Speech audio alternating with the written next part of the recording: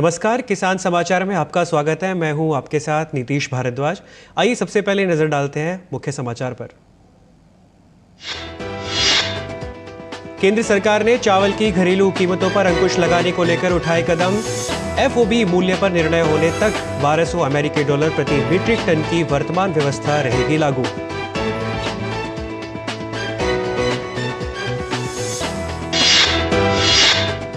केंद्रीय मंत्री परषोत्तम रुपाला हिंद प्रशांत क्षेत्र में मत्स्य पालन प्रबंधन उपायों को सुदृढ़ बनाने पर अंतर्राष्ट्रीय सम्मेलन का करेंगे उद्घाटन। सम्मेलन चेन्नई के महाबलीपुरम में 17 अक्टूबर को किया जाएगा आयोजित।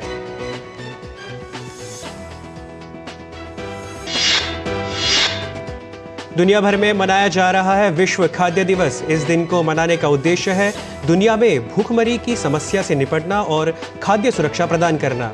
इस साल विश्व खाद्य दिवस की थीम है जल ही जीवन है, जल ही भोजन है, किसी को पीछे ना छोड़े।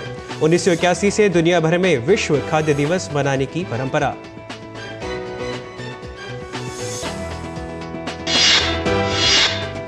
जम्मू कश्मीर में कई स्थानों पर बारिश और बर्फबारी की संभावना।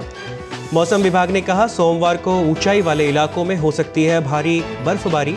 मौसम केंद्र ने किसानों को 17 तारीख तक फसलों की कटाई स्थगित करने की दी सलाह।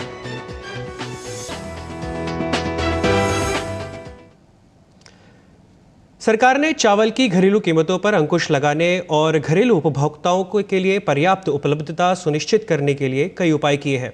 इन उपायों में एक उपाय यह है कि 1200 अमेरिकी डॉलर प्रति मीट्रिक टन और उससे अधिक मूल्य वाले बासमती चावल के निर्यात के अनुबंधों को 25 अगस्त 2023 से प्रभावी पंजीकरण सह आवंटन प्रमाण पत्र जारी करने के लिए पंजीकृत किया जा रहा है।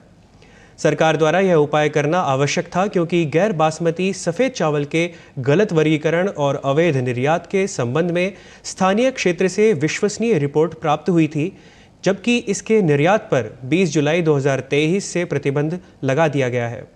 यह बताया गया था कि गैर बासमती सफ़ेद चावल को बासमती चावल के एचएस कोड के तहत निर्यात किया जा रहा था।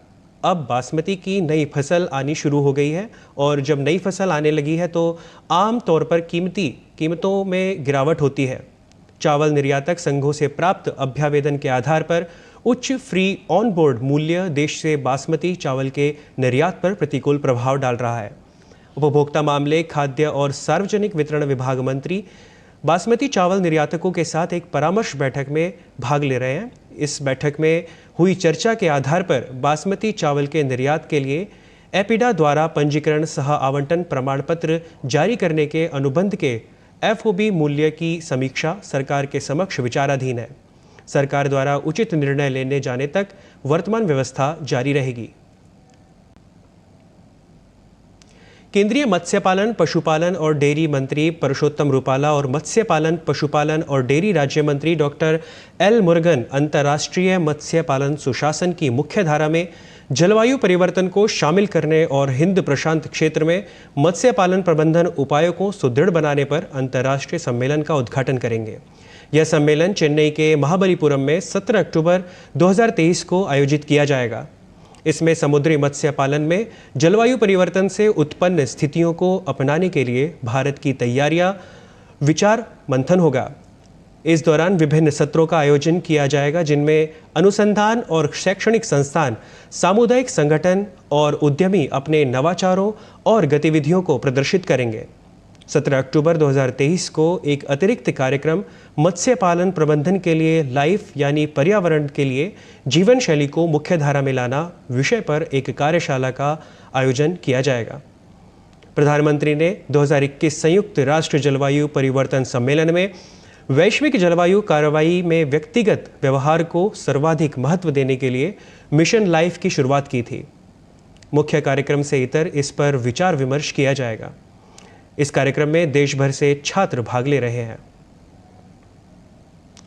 दुनिया भर में आज विश्व खाद्य दिवस मनाया जा रहा है। इस दिन को मनाने का उद्देश्य दुनिया में भूखमरी की समस्या से निपटना और दुनिया को खाद्य सुरक्षा प्रदान करना है। इस साल विश्व खाद्य दिवस की थीम है जल ही जीवन है, जल ही भोजन है, किसी को पीछे ना छोड़ें।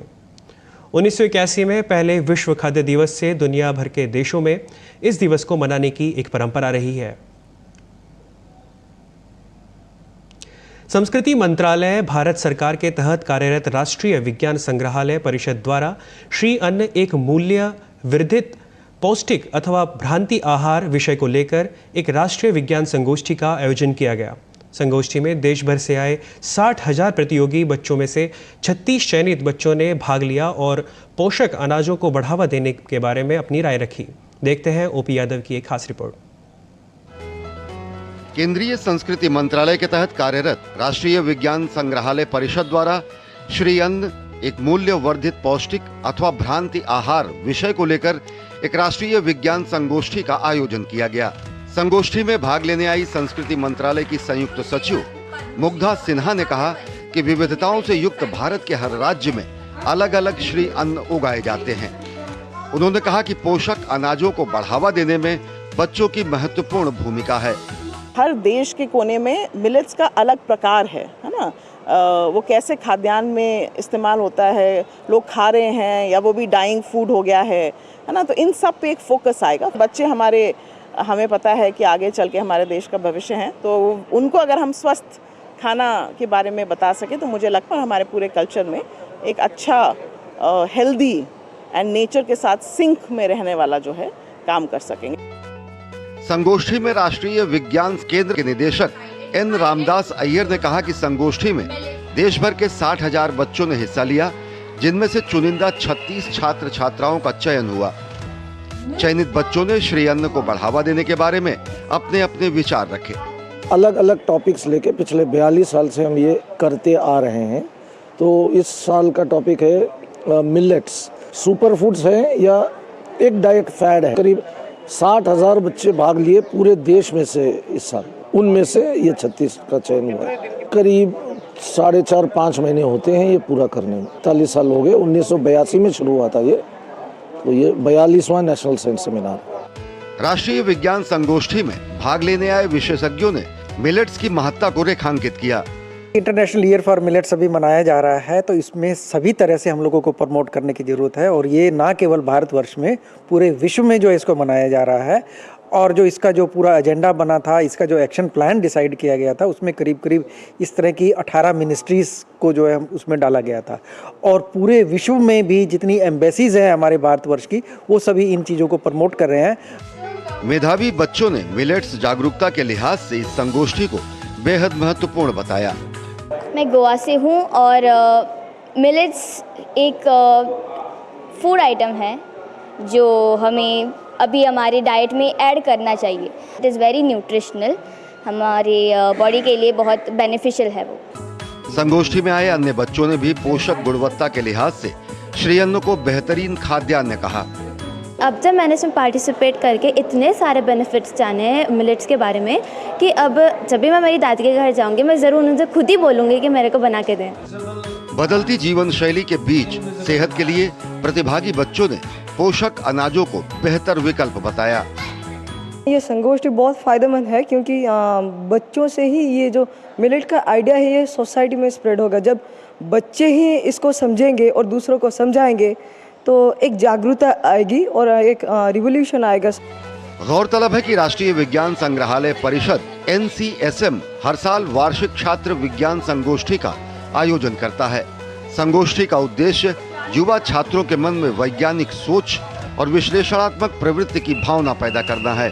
संगोष्ठी में देश के प्रत्येक राज्य और केंद्र शासित प्रदेश से प्रतिस्पर्धा के आधार पर शिक्षा विभाग के अलावा विज्ञान और प्रौद्योगिकी विभाग के जरिए स्कूल, ब्लॉक, जिला और राज्य स्तर पर चयन के बाद राष्ट्रीय स्तर पर मेधावी बच्चों का चयन किया जाता है। संगोष्ठी के प्रथम विजेता को 4,000 रुपए प्रतिमाह और बाकी 9 विजेताओं को 2,000 रुपए प्रतिमाह छात्रवृत्ति देने के अलावा ज्ञानवर्धक पुस्तकें और विज्ञान किट भी दिए जाते हैं। श्री अन्न एक मूल्यवर्धित पौष्टिक या भ्रांति आहार, इसी थीम को लेकर राजधानी नई दिल्ली में राष्ट्रीय विज्ञान केंद्र में एक संगोष्ठी का आयोजन किया गया। संगोष्ठी में भाग लेने आए देश के 13 राज्यों और केंद्र शासित प्रदेशों के बच्चों ने न केवल श्री अन्न के महत्व को रेखांकित किया, बल्कि पोषकता के आधार पर स्वस्थ और सेहतमंद रहने के लिए इसको अपनी भोजन की थाली में शामिल करने का प्रण भी लिया। मेरे सहयोगी कैमरामैन अनिल ठाकुर और संजीव के साथ मैं OP Yadav, DD news, Delhi. Sirmaur जिले के धौला कुआं में धान खरीद का कार्य जोरों पर चल रहा है। इस धान खरीद केंद्र में अभी तक किसानों से करीब 4,306 क्विंटल धान खरीदी जा चुकी है।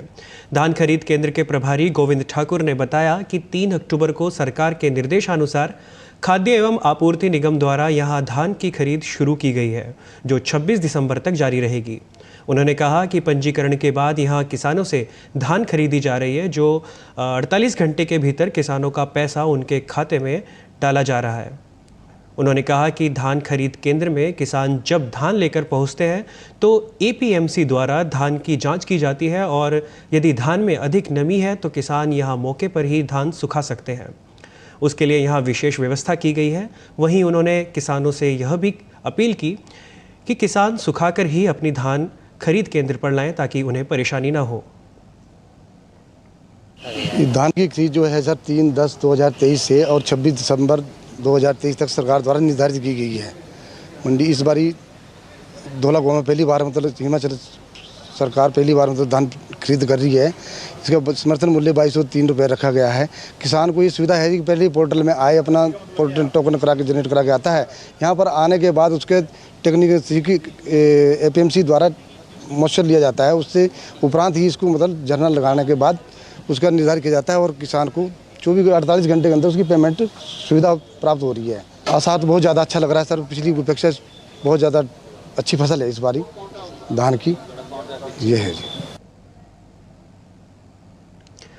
भारत में हरित क्रांति के जनक डॉक्टर MS स्वामीनाथन के कृषि क्षेत्र में किए गए अनुकरणीय कार्यों को किसानों के हित में की गई सिफारिशों के विषय पर हमारे संवाददाता OP यादव ने बात की हरियाणा के भाजपा अध्यक्ष और पूर्व कृषि मंत्री ओम प्रकाश धनखड़ से। भारत में हरित क्रांति के जनक के रूप में डॉक्टर MS स्वामीनाथन को न केवल भारत बल्कि पूरी दुनिया में ख्याति मिली है और इनके इसी उपलब्धि के लिए न केवल भारत बल्कि देश भर के लोग उनकी अंतिम समय पर न केवल उनको श्रद्धांजलि देने पहुंचे बल्कि इनकी कई तरह की जो उपलब्धियां उनको समाज और राष्ट्र के सामने लाने के लिए प्रेरित भी हुए। अभी हमारे साथ मौजूद है इस विषय पर बात करने के लिए ओम प्रकाश धनखड़, बीजेपी के हरियाणा के प्रदेश अध्यक्ष और पूर्व किसान मोर्चा के राष्ट्रीय अध्यक्ष। सर, अगर बात करें डॉक्टर MS स्वामीनाथन, उनकी जो बहुत सारे इश्यूज़ थे, आपने भी कई सारे उनको सुझाव दिए थे और उन्होंने संसद में उसको आगे रखने का काम किया और बहुत सारी रिपोर्ट्स लागू भी हुई हैं। आज वो हैं नहीं, लेकिन उनके कार्य अभी भी हमें उनकी जीवंतता का एहसास करा रहे हैं। क्या कहेंगे? देखिए, सबसे बड़ी बात है किसानों को प्रॉफिटेबल प्राइस। और बहुत वर्षों तक हम देखते थे कि CACP के माध्यम से जब प्राइस बढ़ाई जाती थी तो 1 रुपया 5 रुपये, चुनाव आते थे तो 50 रुपये बढ़ा देते थे।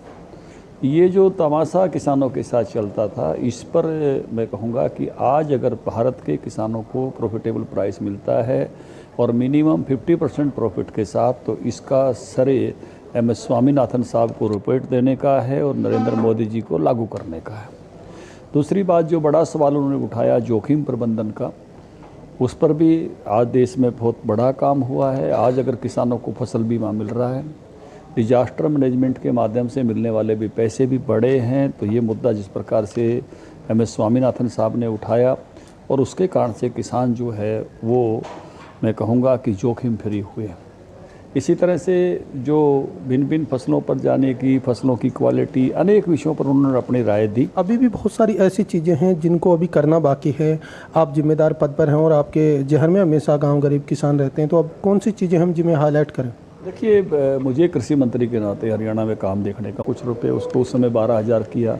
मिनिमम जो है जो मुआवजा था वो 500 रुपये किया, 15,000 हो गया है। जो फसल बीमा योजना है ये इम्प्लीमेंट करने वाले राज्यों में हम बने, बल्कि इसके सुझाव देने का काम भी हमने उस समय किया और अरुण जेटली जी ने मुझे बुला के कहा कि इसको हम देश भर में लागू करेंगे। इसके साथ साथ मैं कहूँगा कि फसलों में प्राइस की स्थिरता के लिए केवल मौसम के विषय को नहीं लेकर भावांतर भरपाई जैसी स्कीम भी उसके कारण से हम लाने में सफल हुए। और मुझे इस बात का गर्व है कि जिस राज्य का काम मुझे मिला था उसमें हर फसल की खरीद हम शुरू करा पाए, लेकिन अभी भी इसमें बहुत सारे काम आगे होने की आवश्यकता है। तो ये थे देश की सड़क से संसद तक किसानों के लिए राष्ट्रीय स्तर पर आवाज़ बुलंद करने वाले हरियाणा प्रदेश अध्यक्ष भाजपा ओम प्रकाश धनखड़, जिनका मानना है कि डॉक्टर MS स्वामीनाथन न केवल देश में हरित क्रांति के जनक थे, बल्कि देश के किसानों की सामाजिक और आर्थिक स्थिति को मजबूत बनाने के लिए केंद्र सरकार से कई सिफारिशें कर उनके आर्थिक उन्नयन करने वाले महत्वपूर्ण पुरोधा भी थे। मेरे सहयोगी कैमरामैन गोपाल दास के साथ मैं OP Yadav, DD news, Delhi. Bhajpa के दिल्ली प्रदेश अध्यक्ष वीरेंद्र सचदेवा ने यमुना नदी का दौरा किया। इस मौके पर उन्होंने दिल्ली के मुख्यमंत्री अरविंद केजरीवाल पर यमुना को प्रदूषित करने का आरोप लगाया। उन्होंने कहा कि दिल्ली के मुख्यमंत्री केजरीवाल ने पिछले 9 सालों में यमुना नदी को गंदा नाला बना दिया है। इस पर खास बातचीत हमारे संवाददाता गिरीश निशाना ने भाजपा के दिल्ली प्रदेश अध्यक्ष वीरेंद्र सचदेवा से की। यमुना नदी के प्रदूषण पर ध्यान आकर्षित कराने के लिए दिल्ली के भाजपा अध्यक्ष वीरेंद्र सचदेवा कालिंदी कुंज पर पहुंचे हैं। सर, आज क्यों पहुंचना पड़ा आपको यमुना नदी घाट पर? सर, मैं ध्यान भी आकर्षित करा रहा हूं और ये अरविंद केजरीवाल की रिपोर्ट है 10 अक्टूबर 2023 की, जो उन्होंने HLC के आगे रखी है। ये जो यमुना माँ की जो हालत आप देख रहे हैं, इसे गंदा नाला बनाने का काम अरविंद केजरीवाल ने पिछले 9 साल में किया है। आज हालत ये देखिए, वो खुद कह रहे हैं कि 242 MGD वाटर अनट्रीटेड इस यमुना में गिर रहा है। क्यों गिर रहा है जी? आप मुख्यमंत्री हैं ना, आपको रोकना था, क्यों नहीं रोका आपने? आप खुद कह रहे हैं कि 1052 कॉलोनीज़ में मैं सीवर लाइन नहीं डाल पाया। क्यों नहीं डाल पाए? क्योंकि आपको भ्रष्टाचार करना था। आप खुद कह रहे हैं कि 110 किलोमीटर सीवर लाइन हम साफ़ ही नहीं कर पाए दिल्ली में 9 साल में। तो भाई, आप 9 साल में कर क्या रहे थे? यहाँ पर डिजॉल्व ऑक्सीजन की जो हालत है, ये ज़ीरो है, ज़ीरो, जिसमें एक कीड़ा, एक मछली ज़िंदा नहीं रह सकती। अब आप देखिए, ये गाय वही पानी पी रही है। इस गाय के साथ क्या होने वाला है और इसका जो दूध निकलेगा और जिस घर में जाएगा उन बच्चों के साथ क्या होने वाला है, उसकी आप कल्पना नहीं कर सकते। यहाँ पर जो मलमूत्र है या जो गंदगी है, उसकी संख्या इतनी अधिक है कि वो मानक 2500 के आसपास होना चाहिए, 2 लाख से ऊपर है। तो अरविंद केजरीवाल दिल्ली में कर क्या रहे हैं? सिर्फ भ्रष्टाचार। आपने यमुना माँ की हत्या की है। काम करने की नीयत हो ना तो काम हो सकता है। माननीय उपराज्यपाल ने 6 महीने में निजरगढ़ ड्रेन और साहिबी नदी साफ करके दिखाई। वजीराबाद से उन्होंने IT तक का स्टेस्ट लिया। सोनियावार आज देखिए, वहाँ तक पानी साफ आ रहा है। क्यों? उनकी नीयत थी काम करने की। लेकिन ये दिल्ली के अकेले ऐसे मुख्यमंत्री हैं कि वो काम ना करें, उनको काम रोकने के लिए सुप्रीम कोर्ट चले गए। आपने वादा किया था अरविंद केजरीवाल कि आप पूरे मंत्रिमंडल के साथ आके यहाँ डुबकी लगाएंगे। आइए, लगाइए। दिल्ली में जिस तरह लगातार यमुना नदी का प्रदूषण बढ़ता जा रहा है, वो एक चिंता की बात है और इसी चिंता की बात को दिल्ली भाजपा ने सबके सामने लाने का प्रयास किया है। कैमरामैन प्रमोद नेगी और सुनील राणा के साथ गिरीश निशाना, DD न्यूज, दिल्ली। मौसम विभाग ने जम्मू कश्मीर में कई स्थानों पर बारिश और बर्फबारी की संभावना जताई है। मौसम विभाग ने कहा, सोमवार को ऊंचाई वाले इलाकों में भारी बर्फबारी हो सकती है। वहीं रविवार को जम्मू कश्मीर के अधिकांश स्थानों पर बादल छाए हुए हैं। जम्मू कश्मीर के छिटपुट स्थानों पर हल्की बारिश और ऊंचाई वाले स्थानों पर बर्फबारी होने की संभावना है।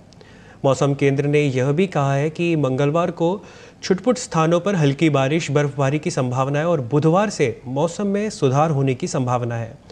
मौसम केंद्र ने यह भी कहा कि जम्मू कश्मीर में तापमान में गिरावट दर्ज की गई है।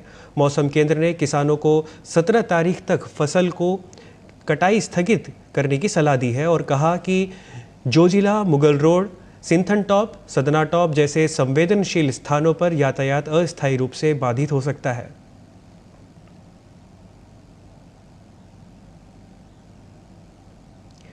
हिमाचल में मौसम का मिजाज बदल गया है। अधिकांश इलाकों में बादल छाए हुए हैं। कई जगह रुक रुक कर बारिश का दौर जारी है, जबकि ऊंची चोटियों पर हल्की बर्फबारी हो रही है। शिमला में भी बादल छाए हुए हैं। मौसम के बदलने से प्रदेश के तापमान में भी गिरावट आने से ठंड बढ़ गई है। मौसम विभाग ने आज के लिए प्रदेश के निचले क्षेत्रों में भारी बारिश और ऊंचाई वाले इलाकों में बर्फबारी का येलो अलर्ट जारी किया है। 18 अक्टूबर तक मौसम खराब रहने की वहाँ संभावना है। लाहौल स्पीति के ऊंचाई वाले क्षेत्रों में बीती रात से बर्फबारी का क्रम जारी है। घाटी के ऊंचाई वाले क्षेत्रों में इस मौसम की तीसरी बर्फबारी से ठंड बढ़ गई है। रोहतांग दर्रा, बारालाचा दर्रा और पटसेऊ इलाके में 6 इंच से अधिक बर्फबारी हुई है, जिससे मनाली लेह राजमार्ग पर दारचा से आगे वाहनों की आवाजाही बाधित हो गई है। वहीं कुंजुम सहित रोहतांग दर्रे पर भी करीब 4 इंच तक बर्फबारी हुई है।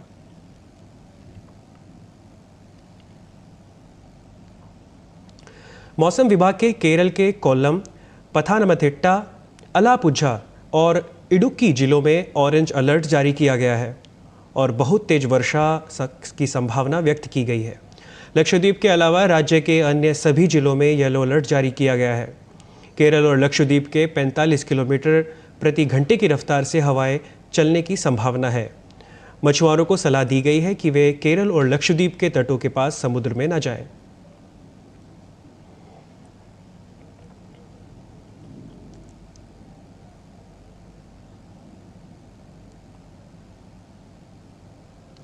भारत सरकार ने महिलाओं को सशक्त बनाने और उन्हें व्यावसायिक प्रशिक्षण के अवसर प्रदान करने के लिए विभिन्न कौशल विकास योजनाएं लागू की हैं। ऐसी ही एक पहल है स्किल इंडिया मिशन, जिसका उद्देश्य कटाई और सिलाई सहित विभिन्न व्यवसायों में व्यक्तियों को प्रशिक्षित करना। इस योजना के तहत लड़कियां मुफ्त कटिंग और सिलाई प्रशिक्षण का लाभ उठा रही हैं। पूरे कश्मीर में कई प्रशिक्षण केंद्र और संस्थान हैं जो कौशल भारत मिशन के तहत ये पाठ्यक्रम प्रदान करते हैं। ये संस्थान भारत सरकार से संबद्ध हैं और कटिंग और सिलाई कौशल सीखने की इच्छा रखने वाली लड़कियों को गुणवत्तापूर्ण प्रशिक्षण प्रदान करते हैं। पाठ्यक्रम में कटाई, सिलाई और परिधान निर्माण के विभिन्न पहलुओं को शामिल किया गया है, जो लड़कियों को कपड़ा और फैशन उद्योग में काम करने या अपना खुद का सिलाई व्यवसाय शुरू करने के लिए आवश्यक कौशल प्रदान करता है। मतलब कि ये जो है NSDC की तरफ से ट्रेनिंग सेंटर खुला है, तो यहाँ पे सबको आना चाहिए। इसके बहुत सारे बेनिफिट्स होते हैं ट्रेनिंग सेंटर के। यहाँ पे हमें स्टिचिंग, कटिंग, फैशन डिज़ाइनिंग सारा सिखाती है और यहाँ का स्टाफ है वो बहुत ही कोऑपरेट करता है हमसे। मैं यहाँ पे आती हूँ 1 महीना हो गया, लेकिन अल्लाह का शुक्र है मैंने बहुत कुछ सीखने को यहाँ पे मिला और मैम का भी मैं शुक्रिया अदा करना चाहती हूँ। इसने हमें हैंड पकड़ के सिखाया और मैं सब औरतों से ये कहना चाहती हूँ कि हर एक को यहाँ पे आना चाहिए। हमें किसी पे डिपेंड नहीं रहना चाहिए, हमें खुद अपने टांगों पे खड़ा होकर कुछ ना कुछ करना चाहिए। पिछले 3 महीनों से हम यहाँ आ रहे हैं तो हमने बहुत कुछ सीखा है इस सेंटर में। हमें बहुत खुशी हो रही है कि हम आगे बढ़ रहे हैं। हम चाहते हैं कि हर कोई लड़की, लेडीज़ हो, वो डिपेंडेंट हो, तो वो खुद सीखे और अपना बिजनेस खुद खोले, तो अपना घर चला सकती है, अपने बच्चों को संभाल सकती है, किसी पे डिपेंडेंट नहीं रह सकती है। तो मैं चाहती हूँ कि हर एक को आना चाहिए। हमें मैडम ने हमें बहुत सपोर्ट किया है, मैम ने, हमें सर हैं यहाँ पे, सब हमारा सपोर्ट कर रहे हैं। तो हर चीज़ के लिए हमें यहाँ पे मतलब अच्छी तरह से पेश है। ये NSDC प्रोग्राम है, स्किल डेवलपमेंट इंडिया की तरफ से ये प्रोग्राम, ये एक कोर्स आया है और हम यहाँ पे कोर्स करवा रहे हैं, फ्री ऑफ कॉस्ट करवा रहे हैं। 2 बैचेस में करवा रहे हैं, एक मॉर्निंग बैच होता है, एक इवनिंग बैच होता है। तो इवनिंग में भी हमारे अच्छे खासे स्टूडेंट्स आते हैं और इवनिंग में भी फिर आते हैं 2 घंटे के लिए। तो इसमें सारा कुछ बेसिक्स आता है, सारा कुछ स्किल, ये जो भी कटिंग टेलरिंग में सारा कुछ बेसिक्स आता है, फिर फैशन डिज़ाइनिंग आती है और थोड़ा सा जेंट्स का भी इनको थोड़ा सा हम देते हैं आइडिया। और अब बात मौसमी खेती की। किसान इस मौसम में कैसे रखें अपनी खेती का ख्याल, आइए देखते हैं।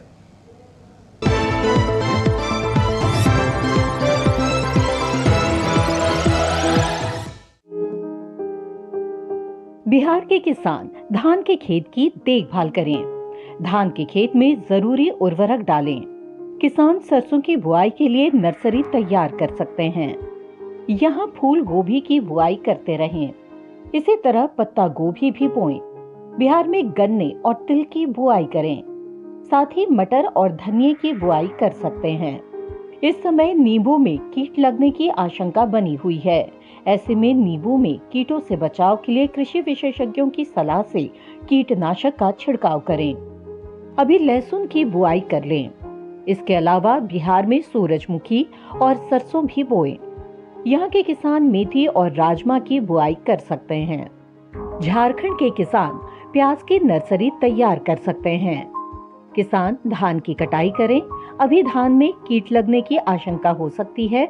ऐसे में धान में कीटों से बचाव के लिए कृषि विशेषज्ञों की सलाह से कीटनाशक छिड़कें। यहीं आलू की रोपाई कर लें। आलू में कीटों से बचाव के लिए कीटनाशक का छिड़काव करें। इस समय तुरई की बुआई करें। झारखंड में फूल गोभी और पत्ता गोभी की रोपाई करते रहें। वहीं अरहर में कीटों से बचाव के लिए कृषि विशेषज्ञों की सलाह से कीटनाशक का प्रयोग कर लें। किसान मटर के खेत में भी कृषि विशेषज्ञों की सलाह से कीटनाशक छिड़कें।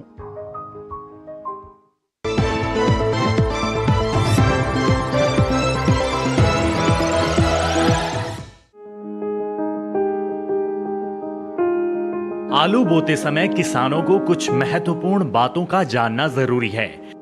खासकर बीज खरीदते समय सावधानी बरतें। बीज हमेशा विश्वसनीय जगह से ही खरीदें। बुआई से पहले बीज को 3% आर्गेनोम क्यूरल यौगिक 0.2% घोल में 30 मिनट तक उपचारित करें और बीज कंदों को छाया में सुखाकर ही बुआई करें। बोते समय कतार से कतार की दूरी 60 सेंटीमीटर और कंद से कंद की दूरी बीज के आकार के अनुसार रखें। मसलन 20 ग्राम भार वाले कंदों की दूरी 15 सेंटीमीटर, 40 ग्राम वाले की 20 सेंटीमीटर, 60 ग्राम वालों की 30 सेंटीमीटर और 80 ग्राम वाले कंदों की दूरी 40 सेंटीमीटर होनी चाहिए। मेड़ों में 8 से 10 सेंटीमीटर की गहराई में बुआई करें। अच्छी फसल के लिए 7 से 10 सिंचाई की जाती हैं। पहली सिंचाई बुआई के 10 से 12 दिन बाद अंकुरण से पहले और दूसरी सिंचाई बुआई के 20 से 22 दिन बाद करें। अंतिम सिंचाई खुदाई से 10 दिन पहले करें। बेहतर होगा कि बुआई से पहले मिट्टी की जांच करा लें। आलू के लिए 1 हेक्टेयर में 180 किलो नाइट्रोजन, 60 किलो फास्फोरस और 100 किलो पोटाश चाहिए। जब पौधों की ऊंचाई 8 से 10 सेंटीमीटर हो जाए तो खरपतवार निकाल दें। आलू में झुलसा रोग का खतरा रहता है। ये बीमारी पत्ती, डंठल और कंद सब पर लगती है। इसमें पत्तियों पर हल्के पीले धब्बे दिखाई देते हैं। कृषि वैज्ञानिक की सलाह से इस बीमारी से बचने का उपाय करें।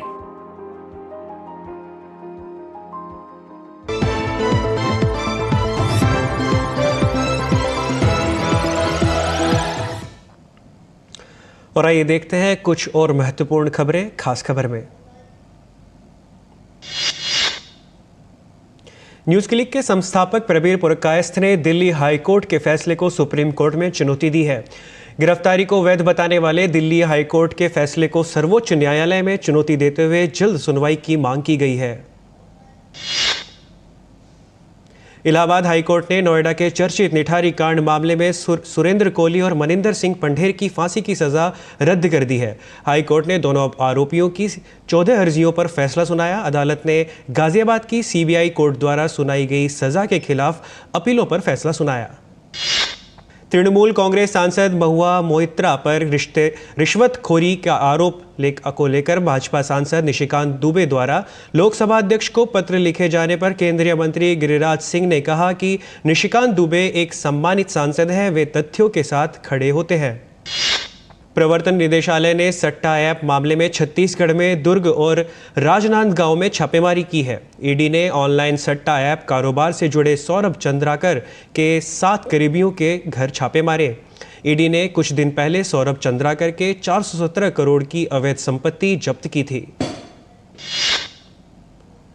सेना कमांडर्स का सम्मेलन नई दिल्ली में शुरू हुआ। यह शीर्ष स्तरीय द्विवार्षिक कार्यक्रम वैचारिक आधार पर विचार विमर्श के लिए भारतीय सेना को महत्वपूर्ण नीतिगत निर्णयों की सुविधा प्रदान करने का एक संस्थागत मंच है।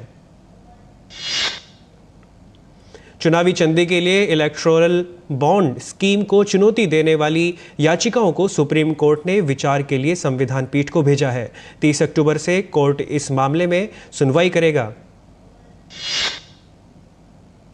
दिल्ली के राउज एवेन्यू कोर्ट में जमीन के बदले नौकरी घोटाला मामले की सुनवाई 2 नवंबर के लिए टल गई है। इस केस में आरोपी लालू प्रसाद यादव, तेजस्वी यादव और राबड़ी देवी कोर्ट में पेश नहीं हुए। उनके वकील ने अदालत में पेशी से छूट मांगी, जिसे कोर्ट ने मान लिया। पश्चिम बंगाल के सिलीगुड़ी के नक्सलबाड़ी बाजार में रविवार शाम आग लग गई। हादसे में किसी के हताहत होने की खबर नहीं है। वहीं आग पर काबू पाने के लिए दमकल की 6 गाड़ियां घटनास्थल पर पहुंची। आग लगने की वजह फिलहाल पता नहीं चल सका है। बिहार के मुजफ्फरपुर में दर्दनाक हादसा हुआ है। सड़क हादसे में 4 लोगों की मौके पर ही मौत हो गई। घटना सकरा थाना क्षेत्र की है। बताया जा रहा है कि बाइक सवार को बचाने में अनियंत्रित बस ने यात्रियों से भरे एक ऑटो को टक्कर मार दी। गुजरात के सुंदरनगर में एक यात्री बस हादसे का शिकार हो गई। बस के पलट जाने में उसमें सवार 30 से ज्यादा यात्री घायल हो गए। हादसे की सूचना मिलने पर विधायक जगदीश मकवाना ने अस्पताल जाकर घायलों से मुलाकात की। इस बुलेटिन में फिलहाल इतना ही। हमें दीजिए इजाजत। नमस्कार।